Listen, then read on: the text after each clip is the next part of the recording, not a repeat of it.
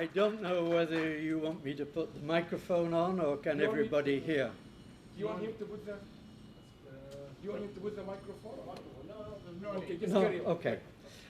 Well, so far today we have heard a number of very interesting presentations about what is meant by a knowledge economy, and in particular how knowledge management occurs mainly in firms. What I want to do is to extend that a little bit and look at the question of how the gap, and I'll show that there is a gap, between those who generate knowledge about the knowledge economy, can convey that knowledge or how it is communicated with those who make policy rather than management decisions, make policy in government departments.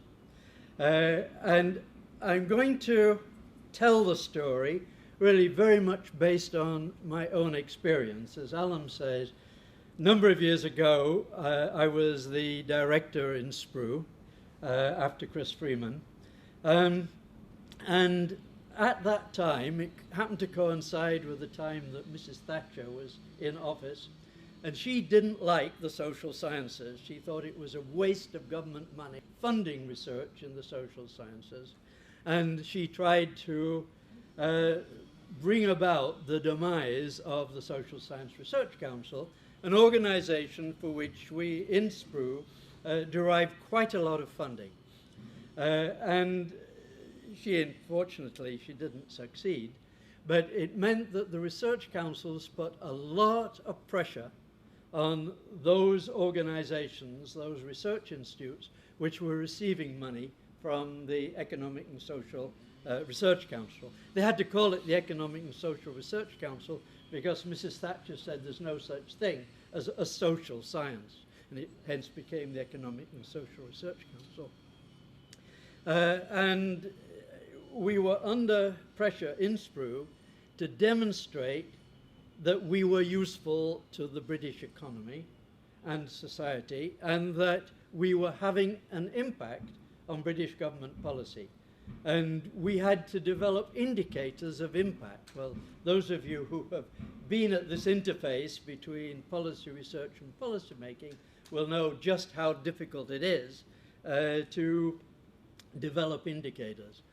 And when I got a sabbatical, and in those days we did get occasional sabbaticals in the universities, I decided to get the other side of the fence. Instead of being concerned with the knowledge push that all researchers want to see, I would find out what the demand side was by spending time with government policymakers and see how they reached out into the total body of knowledge in order to formulate knowledge-based policies where there was plenty of research evidence, and evidence was the key word.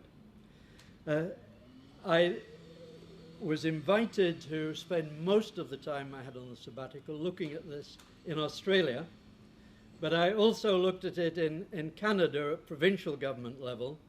And I've been doing quite a lot of work in China at the time, and the Chinese asked me to look at the link between policy research in science, technology, and innovation and decision-making at provincial government level in China. So I'm drawing on what I learned during that experience, and subsequently have been involved, interestingly enough, in the health sector, where there has been a lot of interest between health policy research and policy making, both in Canada and in Australia.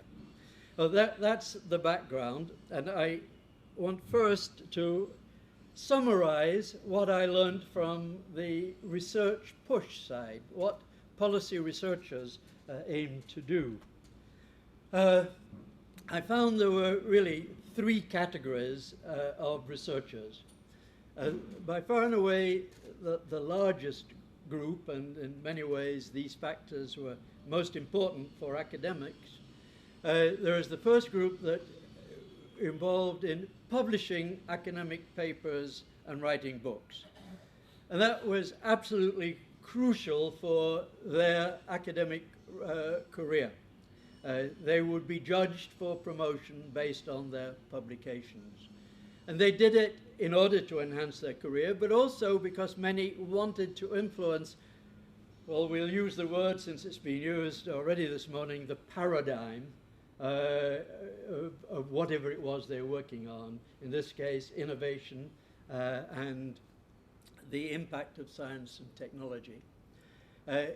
But also they published because they would hope that somewhere, either when their publication first came out, and for the first few months of the publication of a journal, work that's in that journal is limelighted and people are well aware from it. But after a year, it sort of disappears into the archives. But at some point in the future, it may reappear and be picked up because it is absolutely relevant to a particular policy problem of the time. That whole process whereby knowledge is created and published disappears from view for a while and then re-emerges is often referred to as the limestone model of impact of policy research on policy.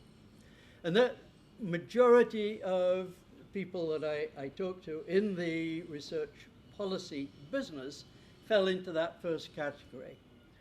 There are a few people, relatively few people, in that category of policy researchers who actually proactively wanted to influence public opinion and policy in addition to their publications. And they had a number of procedures for trying to get across their knowledge to the policy making. The first was that they would cultivate personal contacts with policymakers and their advisors. And I should also add there something that we found, that policymakers actually have access, usually pretty good access, to a range of policy researchers that are in the civil service. And so governments have access to knowledge generated by their civil servants, but people in the opposition parties don't. And therefore, when they are in opposition, they are more amenable to being influenced by academics. And the link between academic policy researchers and policymakers for the future when they're in opposition is very strong. I'll just give one quick anecdote about that particular point drawn from my interviews in China. I was talking on one occasion with the director of the Science Technology Policy Research Center in the city of Shanghai. It was a municipally funded organization. And I asked the director of that institute, did he just publish papers or did he in some way try to influence the policy with the knowledge that had been generated in that research institute? And he said, no, that is a very important issue. Yes, we must publish, there's no doubt about it. But if we have something really important to transmit, what I do is to, first of all, find out who is the key individual in government that I need to influence. It almost certainly won't be the minister. It'll be someone further down the organization or the ministry, but who has responsibility for the particular thing that I have new knowledge about. I identify who that is. I then find out what's their favorite food. Do they like Beijing cuisine, or is it Shanghai cuisine, a Sichuan cuisine, whatever. Find that out. Then I find out the best restaurant serving that type of food, and I invite the person to have lunch. Then the next challenge is to know when in the course of the hour, an hour and a half we have, I should introduce the knowledge which I want to really influence them with. And having decided on that, then I launch forth and tell them the story.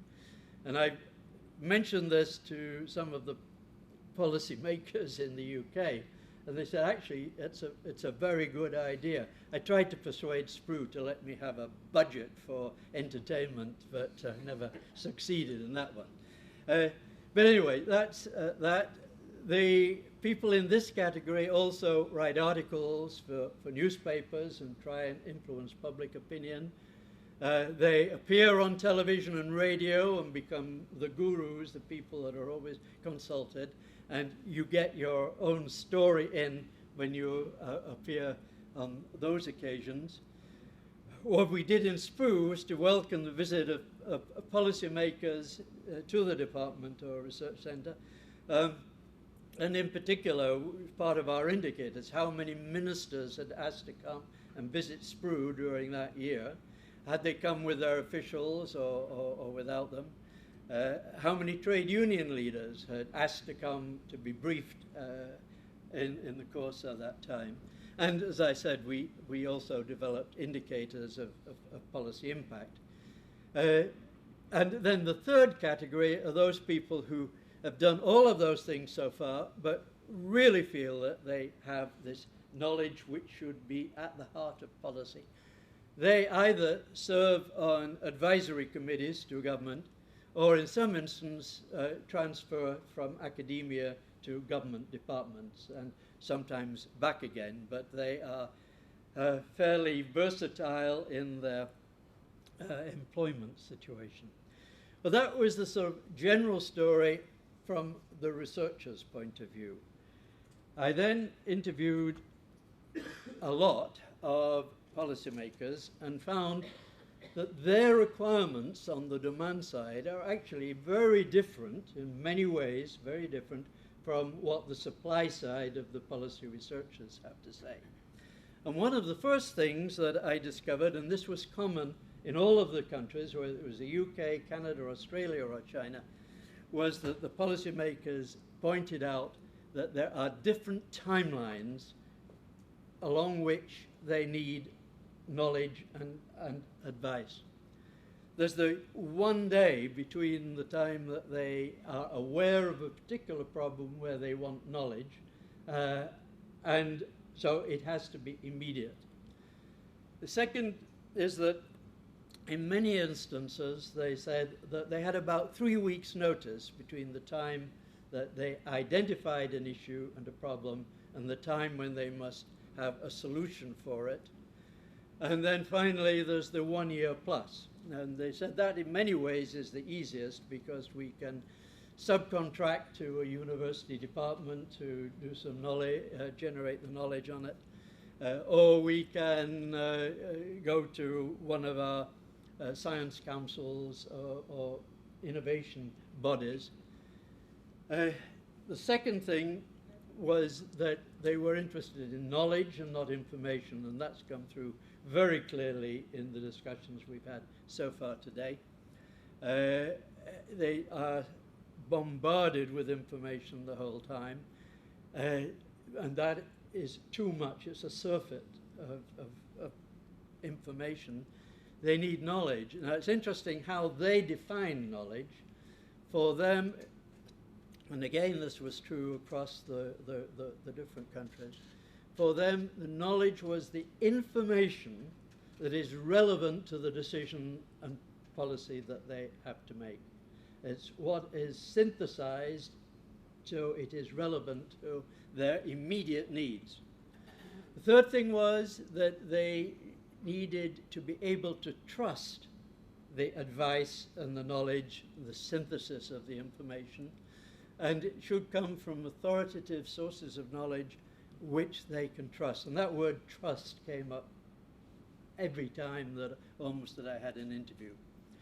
They were interested also sometimes in the generic, what's happening at a global level and what's specific to their own country. So both of those sorts of knowledge were required.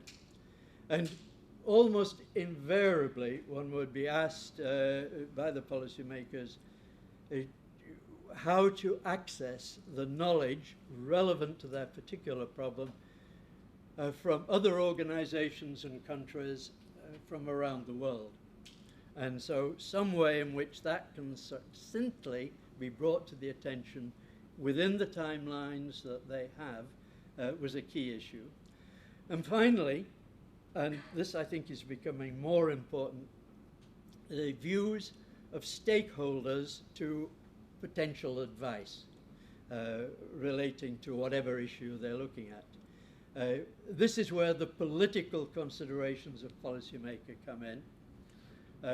And for example, what are the views, how is this policy going to impact on the poor? What are the environmental implications of following this policy? What are the differential impact of the policies on lives of men and women, the gender dimension to it all?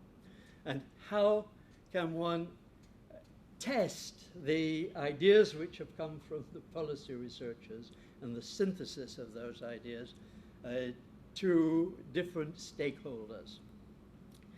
Well, it became clear that the supply side and the demand side for knowledge were not in harmony. They had different needs, the suppliers, the policy researchers, from the policy making community. There was some overlap, but it was haphazard.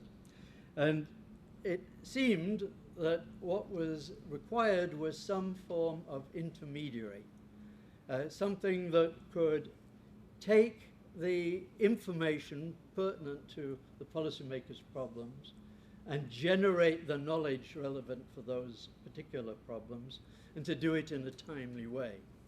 And I found that within many countries, the word for those intermediaries became knowledge brokers. Now, some people didn't like the term knowledge broker, but that was basically what it was that they were. They were intermediaries. So I say, who are the knowledge brokers? They're the people who synthesize the knowledge, perhaps find the publication that was published 5 years ago by a particular researcher, and they then realize it's relevant. And there are many different types of these intermediaries, or these knowledge brokers. Very clear that the World Wide Web has made a world of difference to how people, particularly in the short term, the 1 day or the 3-week supply, can access knowledge. It's not necessarily from trusted sources, but it might be the best that's available. And I'm sure all of you have used, to your own advantage, Google. And I have here just a few examples, which I'm not going to have time to go into, but one of these was one that I've been very much involved with in helping to create, and that's the Science and Development Network, SciDev.net, and that is itself a website mainly staffed, the organization mainly staffed by science journalists who integrate the knowledge around particular policy issues. And this is at the generic side. It's not answering specific, country-specific issues.